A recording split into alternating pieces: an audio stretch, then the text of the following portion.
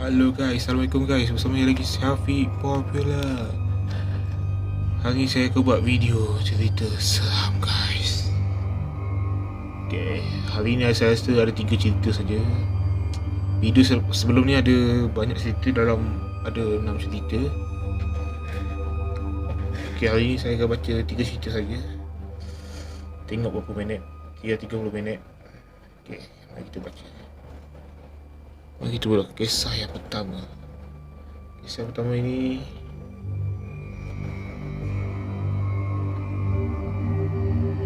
bertajuk Entiti Tidur Sekali Eskatil.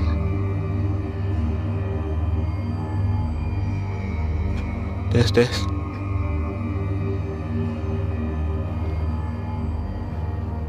Nama pendekku Man.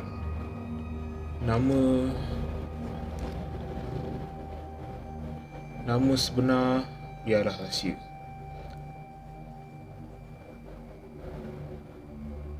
Ini kejadian pertama terjadi pada tahun 1997.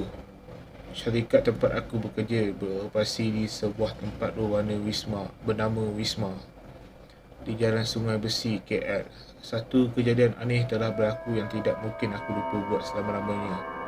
Pada hari Sabtu, aku bekerja seperti biasa. Masa tu hari Sabtu adalah hari bekerja. Ada seorang staf perempuan yang aku panggil akak mengajak aku menemaninya OT kerana orang lain dah balik. Aku menolak kerana hendak ke petala listrik. Satu kejadian menakutkan telah menimpanya. Sebelum tu aku kerap diganggu, tetapi setakat usik-usik saja. Kalau aku OT seorang-seorang, mesti ada yang main buka tutup drawer. Kalau main drawer saja tak apa, tapi tutup kuat-kuat. Aku buat tak tahu je. Kalau stay back membebel dalam bahasa yang aku sendiri tak faham. Bahasa mulanya aku ingat ada orang yang lupa nak switch off radio. Aku pun cari radio, tapi setiap kali aku melangkah ke depan, bunyi itu makin jauh, makin berundur ke belakang. Aku langkah lagi ke depan, bunyi itu pun berundur ke belakang. Last baru aku perasan yang bunyi itu bukannya bunyi radio. Berbalik kepada cerita akak tadi, dia terus OT sampai maghrib. Masa tu rasa macam ada orang duduk kat kursi depan. Bila dia angkat kepala, benda tu menyeringai dengan wajahnya yang teramat hampir pesan dia. Terkecoh-kecoh baca ayat kursi dan dia terus balik. Hari Isnin berikutnya gempar satu ofis. Semua orang nak balik awal, tak nak OT. Pihak pengurusan susah hati. Diorang cuba ikhtiar cari pakar. Tanya, akhirnya bos cari aku. Aku pun tanya, abang aku kebetulan dia ada seorang kawan yang berbolehan. Syarikat setuju untuk membayar segala kos termasuk penerbangan. Kawan ni datang dari utara tanah air. Bila sampai dia terus ajak aku dan abang aku masuk pejabat di tingkat 6. Masa tu pukul 10 malam. Dia ambil peralatan bakar setanggi. Aku mula rasa balik. Kaedah dia buat rupanya amalan dia bercampur aduk di antara lawatan tradisional dan ayat-ayat Quran. Timbul rasa kesal sebab tak semak latar belakangnya. Kawan tu kemudian duduk bertakafur.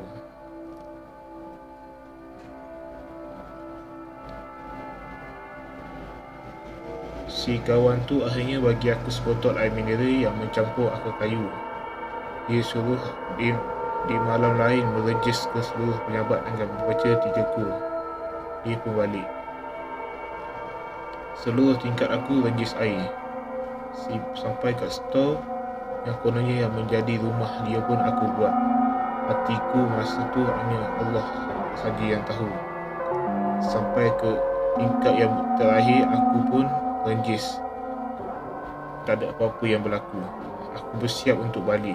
Masa aku nak off lampu, tiba-tiba ada tupai yang amat kuat seperti macam bola. Bunyi sekali tetapi tupai bercampur gegaran dan diikuti dengan bunyi kaca pecah. Aku ingat tangan aku luka atau cermin pintu pecah, tapi bila tengok balik semua okey. Aku cepat-cepat balik. Baik, ni kejadian kedua ni.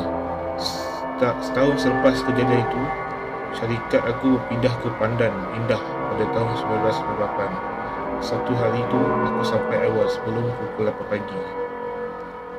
Tiada orang yang sampai sebelum aku sampai. Aku terus masuk pejabat dan tidak penampu. Aku letakkan helmet dan jaket aku dan keluar ke tandas. Aku masuk balik ke ofis, tapi lampu dah terpasang.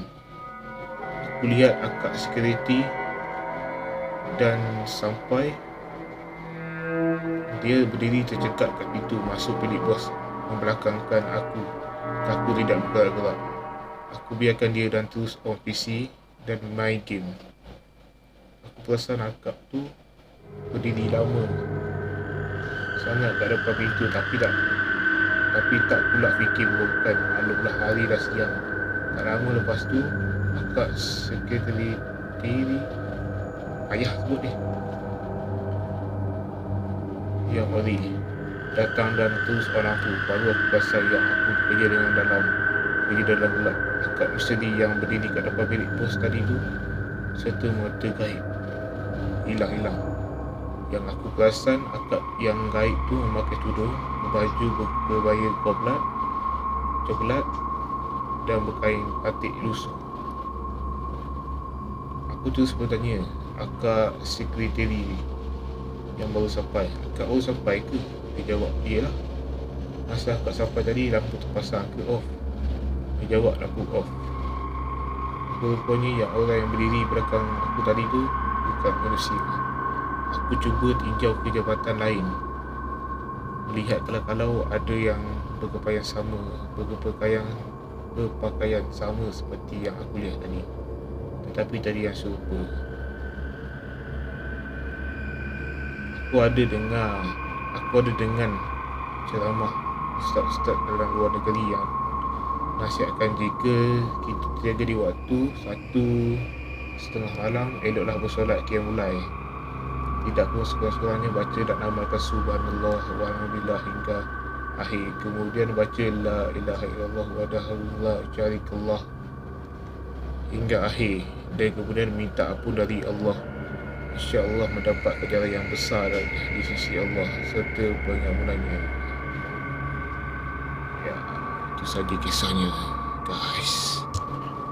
Kisahnya tak seram, tapi akak siapa yang dia nampak tu?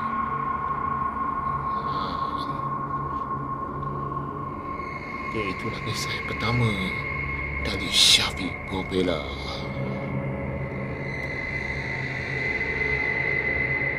Kisah-kisah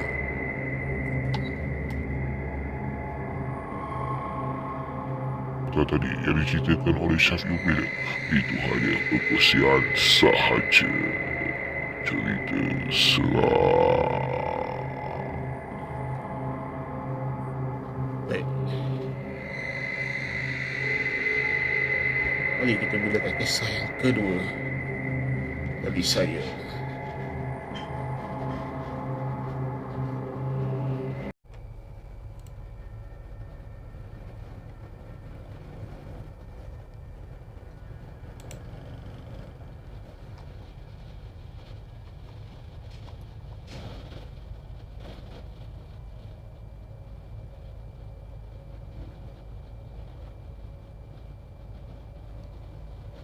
Baik, kisah yang kedua ni bertajuk Rumah C 0203. Pada hari kejadian, adik aku si JD ni baru selesai gaming season. Biasalah, selepas berjam-jam duduk mestilah pada lenguh-lenguh kan. Dia pun meregangkan badan berehat sekejap sambil belai-belai kucing. Tengah dia syok melai kucing tu, tiba-tiba kucing tu lari.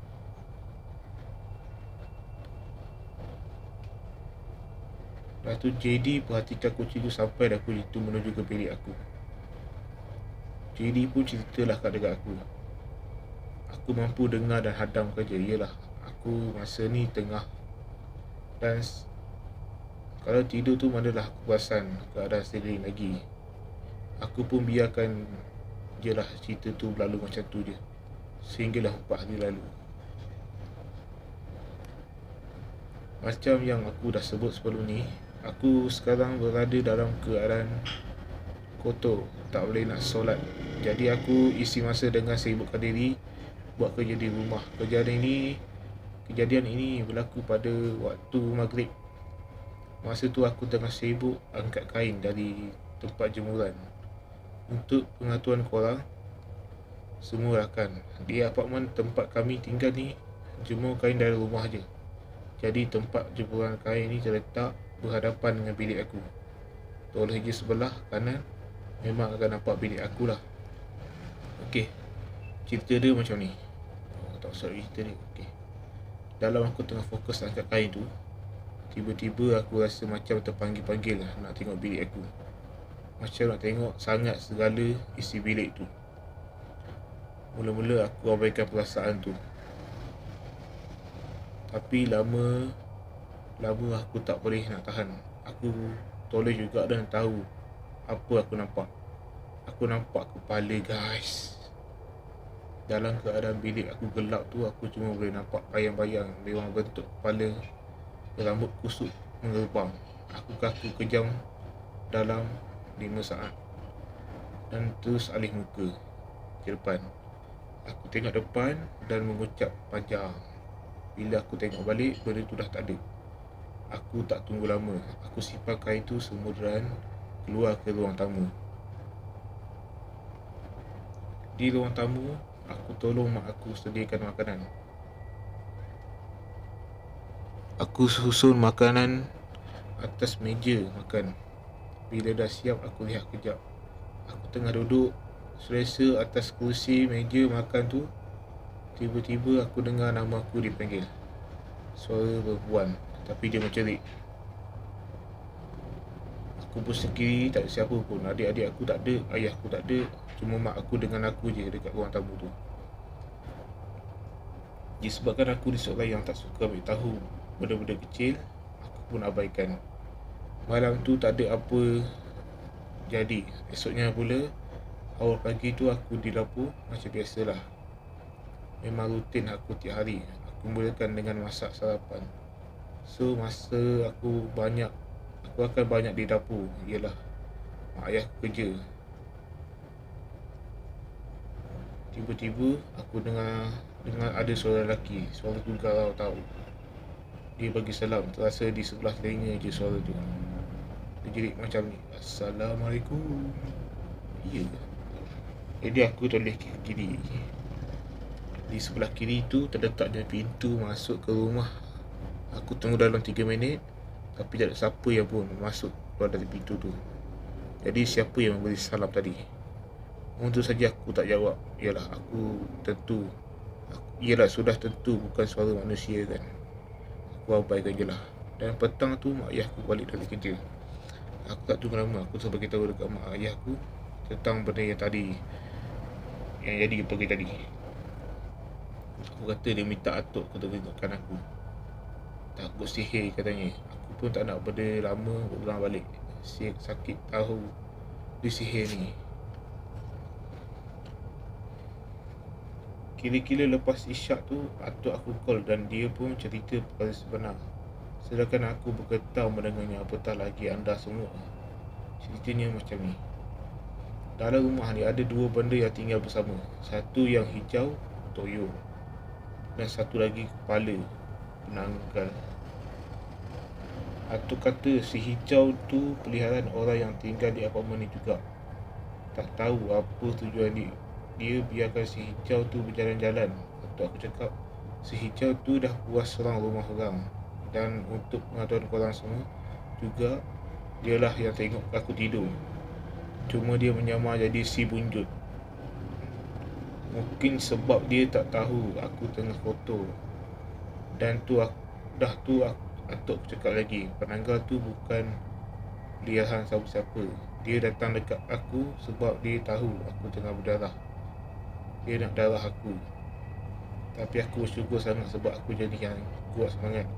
Jadi dia tak dapat nak apa-apa dekat aku. Gitu juga si hijau tu. Kalau korang semua nak tahu, bilik aku sejuk dia lain macam. Dan orang selalu cakap tempat yang sejuk pasti ada sesuatu. Dan kalau aku masuk pun, aura dia lain macam. Lagipun sekarang kami masih dalam usaha lagi perbaiki rumah ni. InsyaAllah dengan doa anda semua juga keadaan akan kembali pulih. Terima kasih para leaders sebab sudi baca cerita aku walaupun panjang berjeda. Tak apa.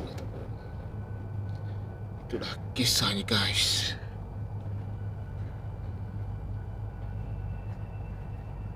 Okay, itulah kisah yang kedua. Nanti saya akan sambung kisah yang ketiga.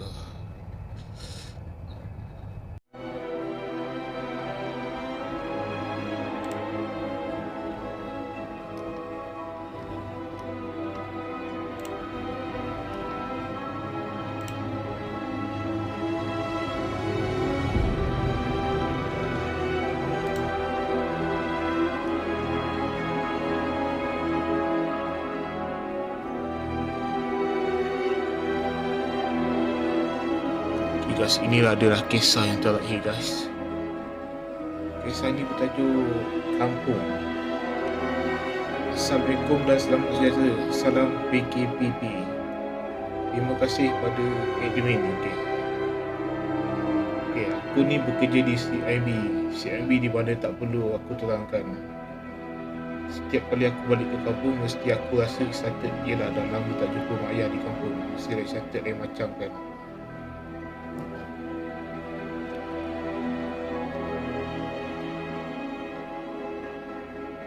Sehari sebelum raya, aku balik kampung. Adik-adik aku yang lain pun semua balik kampung. Memang meriah sangat lah. Adik-adik aku ada 8 orang, termasuk aku. Masa malam raya tu, aku dengan akak aku ni memang dah lama tak berjumpa. Bila dah jumpa memang borak tak ingat dunia. Kita orang borak sampai pukul 1 pagi. Masing-masing tak mengantuk lagi. Ketawa kuat-kuat. Memang dah jadi lumrah kehidupan kita orang. Tiba-tiba aku terkenal satu bunyi hentakan kuat di dapur. Macam bunyi batu besar dihempak ke meja kaca. Bayangkanlah bunyinya kuat macam mana. Yang hairannya adik-adik yang dah tidur tu tak seretak pun tak dengar bunyi kuat macam tu. Aku pandang akak aku dan aku tahu dia dengar juga. Masa tu aku jenguk dapur. Tak ada apa-apa lah. Tak ada benda jatuh pun. Dapur pun okey je. Tak ada pun berselerak. Aku pun snuzon je lah. Mungkin buah kelapa sawit jatuh kot.